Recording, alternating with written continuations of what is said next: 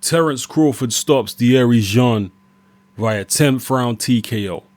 Now, Dierry is not one of the marquee names at 140 pounds, obviously, but he's not a bad fighter. He's only lost one fight before tonight, which was on points to Lamont Peterson. And he started the fight in the first round fairly brightly. He was flashing his hand speed, and we know he's got power. Anyone who's seen him fight before, or just take a look at his record, the guy has power, and he had a lot of hand speed. I felt he was matching Crawford for hand speed early on, but Crawford has an uncanny ability to be able to switch from southpaw to orthodox seamlessly. He'll decide, right, I'm going to fight southpaw now, and it's literally a mirror image of his orthodox style. He doesn't lose any type of quality from his punches. His defense doesn't suffer.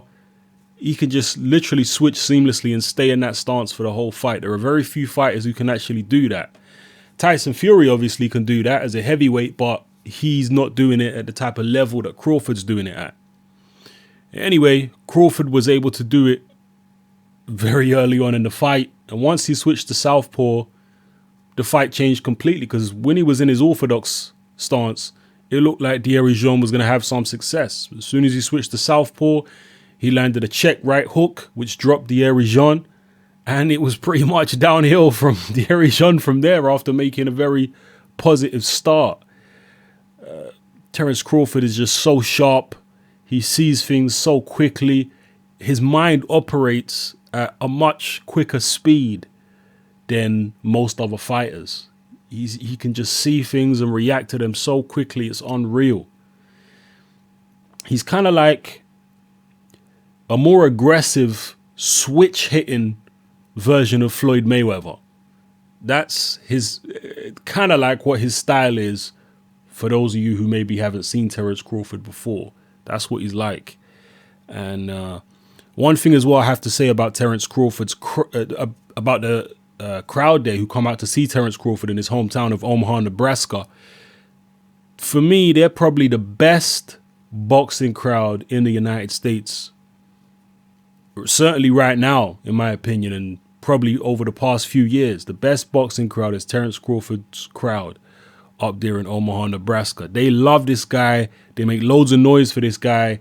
And as I say, Terence Crawford, he's defensively very good. And he's defensively very responsible, but he's also aggressive with it.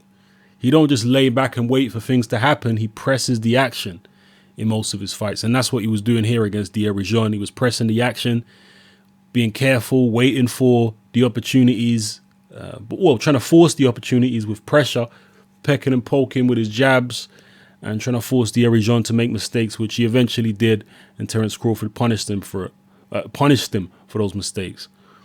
The fight went later and later, and Crawford was getting more and more on top. And by the 10th round, I believe he was dropped at the end of the 9th or close to the end of the 9th.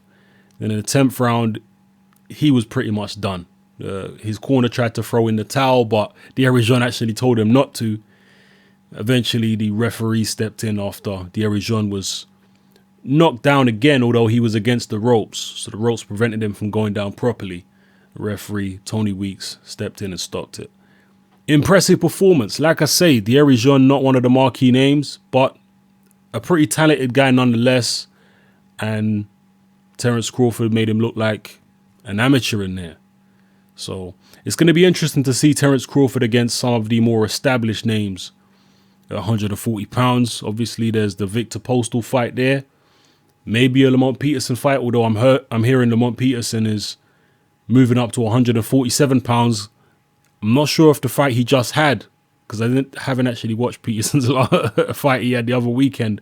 Was that at 147? I don't believe it was it? It was at 140. Correct me if I'm wrong. So maybe there's a possibility for Lamont Peterson there. There's obviously, like I say, the Victor Postal fight, and maybe Matisse and some other guys, although Matisse is coming off a loss, obviously. So we'll see where it goes. Impressive performance. Let me know what you felt about Terence Crawford's performance. Who would you like to see him fight next? Who do you think would win out of Terence Crawford and Victor Postal. Personally, I think Terence Crawford will be far too sharp for Victor Postal. Victor Postal's a good fighter, but Terence Crawford's level of speed, reflexes, versatility, his extra punching power, because Terence Crawford's a good puncher, it seems, even at 147 pounds. He's got a very tall, kind of wiry frame, which is going to fill out, I think, quite well as he moves up in weight.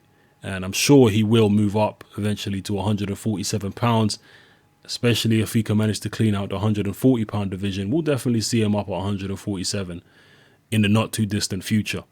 So like I say, drop your comments below. Give me your assessment of his performance, where you see his career going forward. Who do you think could trouble him? Who do you think could beat him?